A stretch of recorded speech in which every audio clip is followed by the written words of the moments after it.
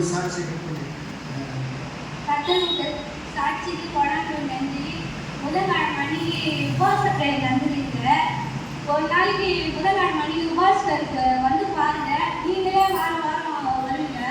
அப்படிப்பட்ட விசேஷமான அபிஷேகத்தை ஏசப்பா வந்து ஐயா மூலியமா நம்மளுக்கு தராது.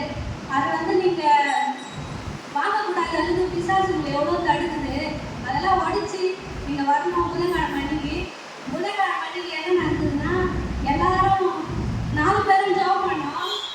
ஜெபம் பண்ண சொல்ல எல்லாருமே ஒரு நல்ல அபிஷேகத்தை ஏசப்பா கொடுத்தாரு.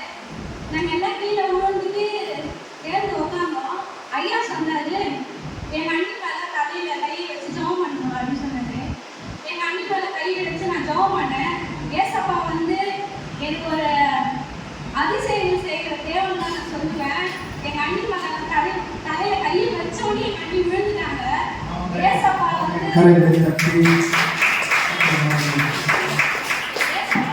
எவ்வளோ ஒரு அற்புதம் பாருங்க. ஐயா கையை வச்சு கீழே விழுந்து தான் நம்ம எல்லாரும் பார்த்துருக்கோம். நான் கையை வச்சு எங்கள் அண்ணி கீழே விழுந்தாங்கன்னு நான் நம்பவே இல்லை. அப்புறமேட்டு க்ளோரி அக்கா வந்து என் தலையில கை வச்சாங்க. அவங்க கையில் வைக்கும் போது நான் கீழே விழுந்துக்கிறேன்.